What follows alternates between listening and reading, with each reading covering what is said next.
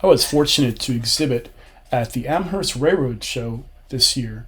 They had the most attendance ever at 27,535. I had to work hard to get in, and when I did, I discovered I had one table that in the Better Living Center, which is one of the best halls to be in. I found out January 6th that I got into the show, so I had to get really busy in the CAD to figure out how I could get everything on one table. Also, I had to make a banner that would be impressive, and that big square in the back is a banner that I got from Vistaprint. The banner came quickly, and then I installed all the LifeX bulbs in my track that I can control with the animator. The LifeX lights stick out of my track lights, so I added black collars and painted them white inside. Here is the finished setup with the two levels, as well as showing the back where I have these flat-packed, bolt-together shelving units that I built. Now it's time to test. Here we show the LifeX lights being controlled, as well as the buildings in the new motor court Woodland Scenic structure. Then it's time to get in the car, and I left at 5 o'clock, didn't encounter any traffic, got there by 12 to get set up. It took me about 6 hours to set up the booth. Here it is, and it's all ready for the next day. Then I got a chance to go ahead and walk around and see the other vendors. Lene and David Tutwiler, master artists. Here's a walk through their booth. They have 4 sides. They do original art. They also have some prints for sale. It's all original art that they do, train themed, as well as some Disney stuff. They do have a license with Disney to do some Disney things. They come to many shows, including York, so go see them at York if you're going to York this year. The day of the show has arrived. You can see people are already lined up, going to the show, waiting for it to open. While they're doing that, I'm going to run through the Young building and then the Mallory building just to kind of check things out before I get back to my booth. That's what happened. It's the Young building. I would say this is the second biggest. Has a lot of stuff in here. And this is kind of like a pass-through to go to the Mallory building so you can stay out of the elements. These are really cool G-scale layout. They have this huge movie theater animation with all these cast cars. Pretty incredible. Simply beautiful engines on the G-scale layout. Incredible detail. This army train. Got a log cabin. Got a kids park. It's a lot of fun to have a ride on train. That is M page, I'm not sure. All these cool people, this incredible river scene, beautiful landscape.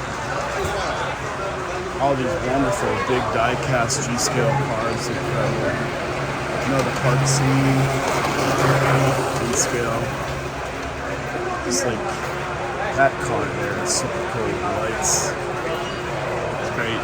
A lot of cool stuff. This hall we have the marketing booth in the Young Hall. Got a lot of G-scale stuff. At MTH here, they're showing their new DCS with the WTIO. Got a relatively small booth here. We're going to the Mallory building. This is where Lionel's at. Scenics has a great display. It's just the front building here, and then there's a back building which is huge, where there's tons of layouts. You go through that pass-through, where you see the information sign.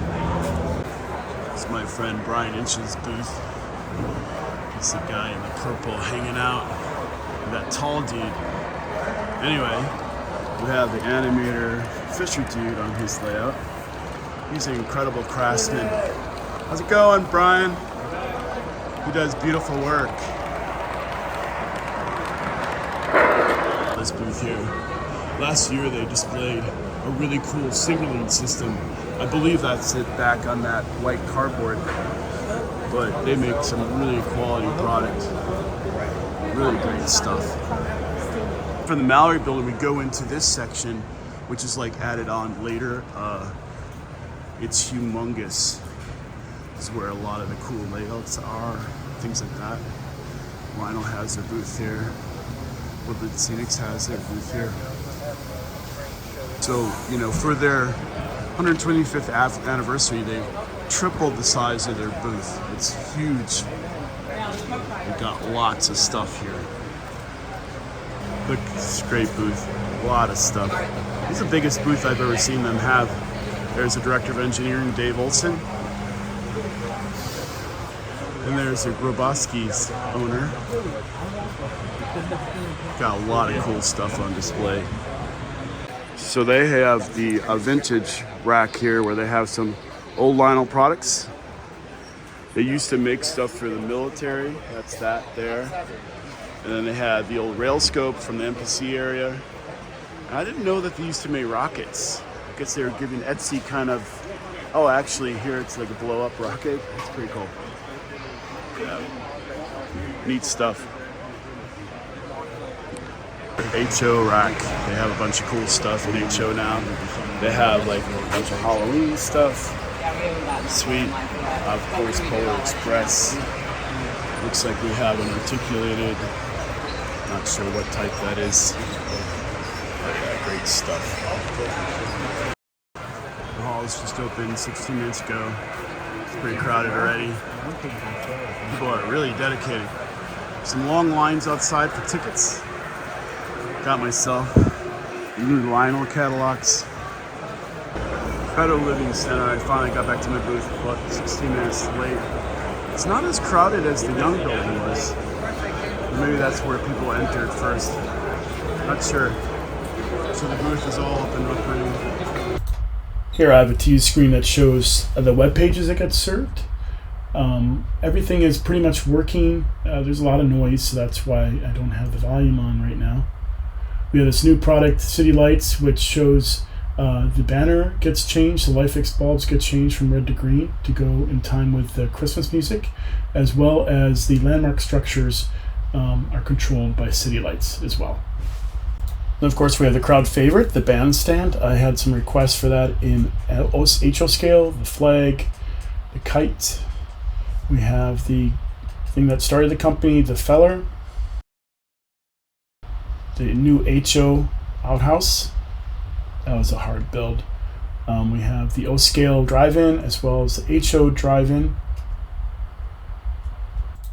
The drive-in comes with a 4-button control. The first two are next movie and pause, and the second two are for volume, up and down. We have a prototype where we have a video on a train. This is supposed to be a prototype for a new product in the future that I'll disclose at York. We have a new product that we're working on called the Animator Base 3, where you plug into your Base 3 and then the animator can be controlled by your legacy remote. You can start animations, stop them, things like that.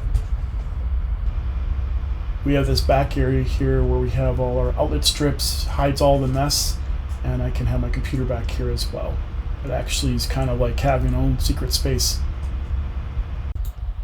So the show is finally over. This is always kind of a sad time for me because I really enjoy the shows. It won't be long till the next one, I guess. But here the booth is shown. It ran flawlessly for both days, 8 hours straight. A lot of times I have to replace motors after several shows, but everything worked great. You can see all the stuff is still running wonderfully, and it's going to be time to break down soon. The show is officially over, and boy, the other vendors are so fast at packing up. This is about an hour in, and most of the booths are almost collapsed. For me, it's going to take a long time because I'm only myself, and I have a lot of assembly, disassembly of shelves, and putting protective covers on things so the product can travel well. It takes me about 4 hours to break down, 6 hours to set up. If you wait long enough, you can go ahead and drive your car in. So I got my car here, and it's going to make it easy to load up. Thank you for watching my behind the scenes video. Please like and subscribe.